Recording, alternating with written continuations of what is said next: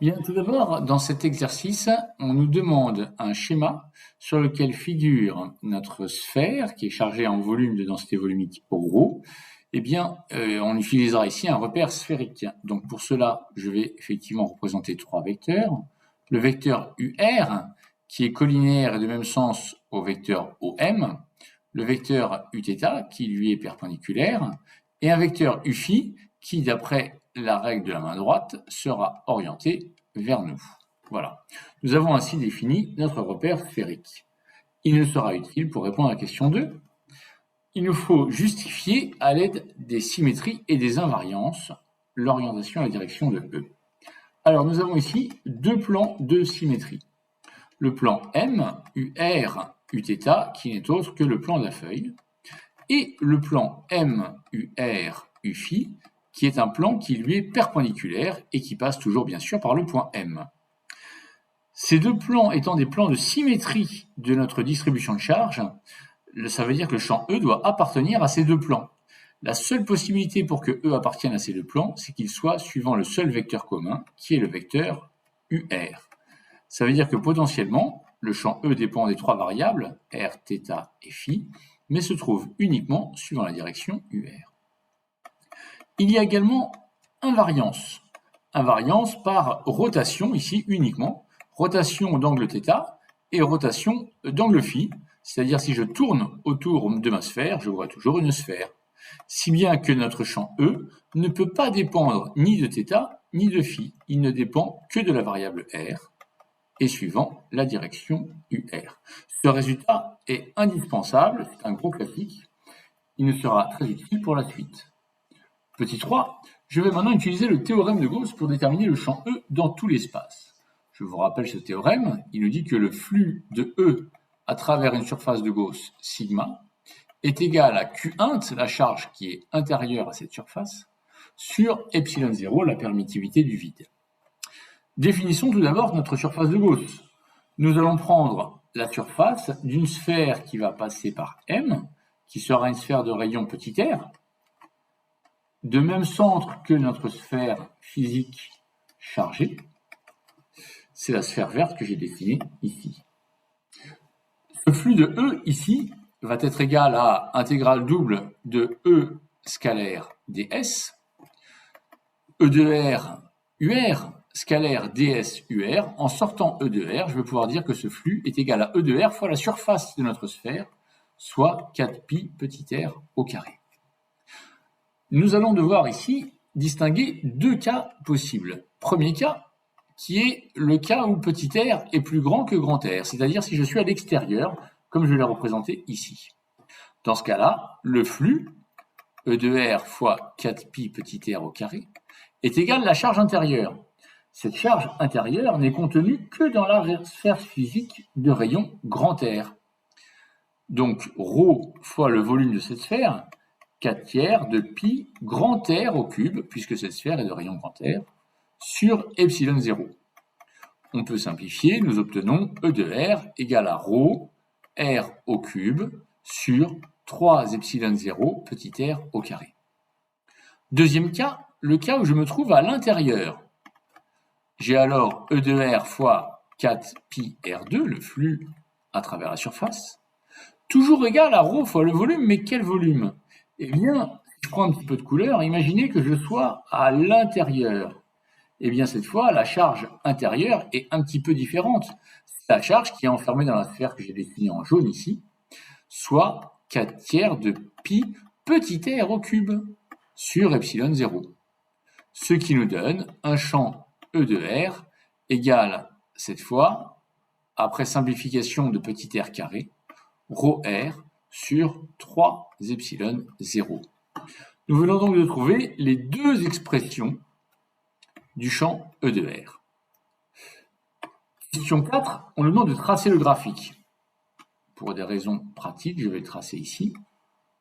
Petit r, le champ E, je dois bien distinguer deux zones, suivant que je me trouve avant grand R ou après grand R.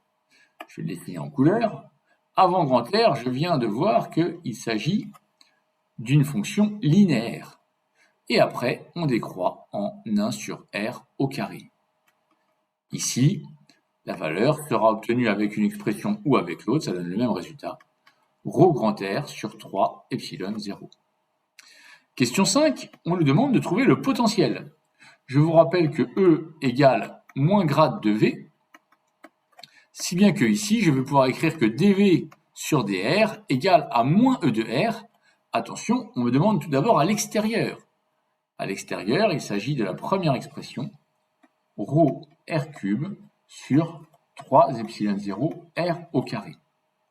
En primitivant, je trouve assez facilement que ça va me donner primitive de 1 sur R2 moins 1 sur R. Les moins s'en vont, rho R cube sur 3 epsilon 0 R, plus une éventuelle constante K1, ce qui va me donner une expression que je vais appeler V plus de R, égale à rho R cube sur 3 epsilon 0 petit r. Cette constante K1 est nulle, bien sûr, puisque le potentiel est nul à l'infini. Question 6. On me demande la même chose, mais cette fois lorsque je suis à l'intérieur. J'utilise la même méthode, dV sur dr égale à moins E de R. Ici, c'est moins rho R sur 3 epsilon 0. Cette fois, la primitive, que je vais appeler V moins de R, me donne moins rho R au carré sur 6 epsilon 0 plus une constante K2. Comment trouver cette constante K2? Et oui, ici, je ne peux plus utiliser la condition précédente, puisque cette expression que je viens de trouver est valable que jusqu'à grand R, et non jusqu'à l'infini. Il faut donc une deuxième condition. Cette deuxième condition est donnée par continuité. Le potentiel étant continu, V plus en grand R égale V moins en grand R.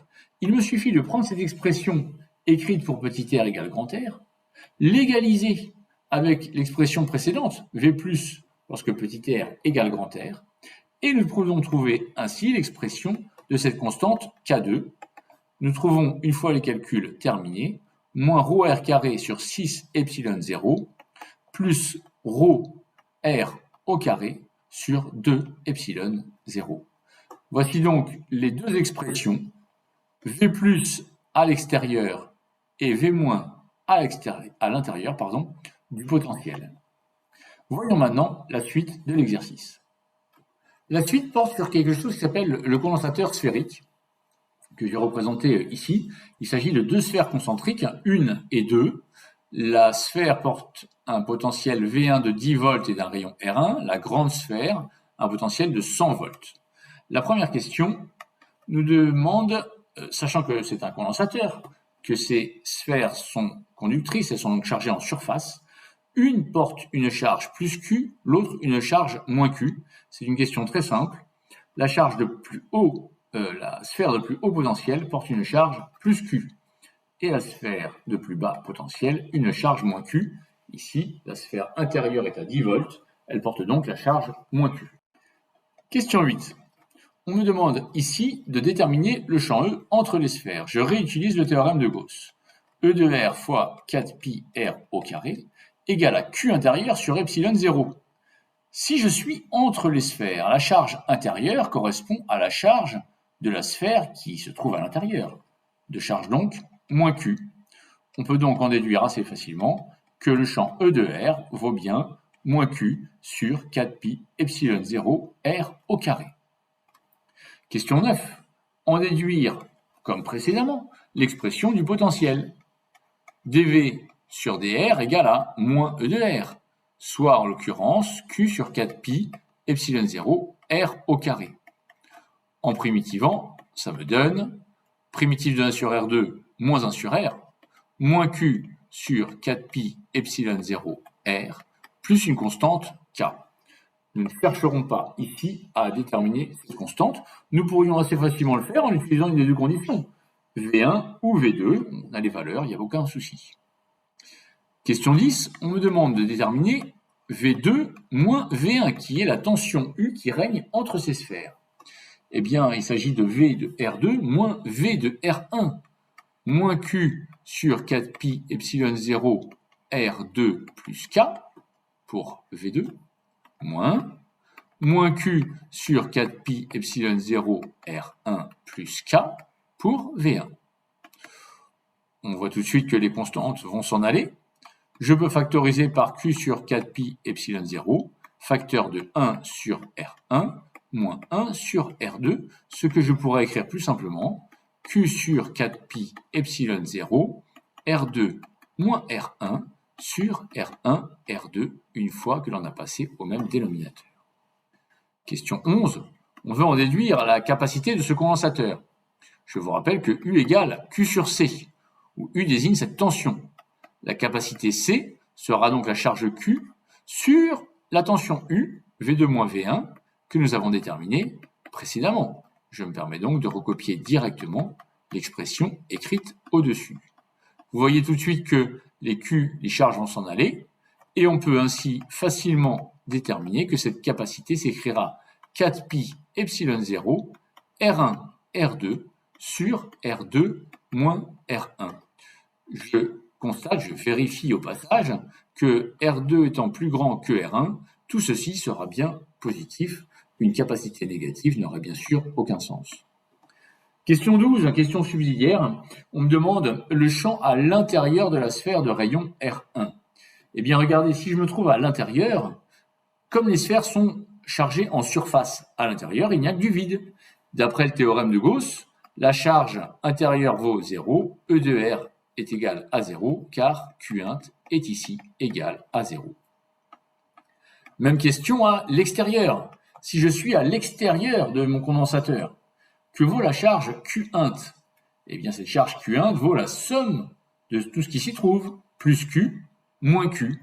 Ben, évidemment, ce sera toujours nul, puisque cette fois, la charge Q intérieure plus Q moins Q vaut également 0.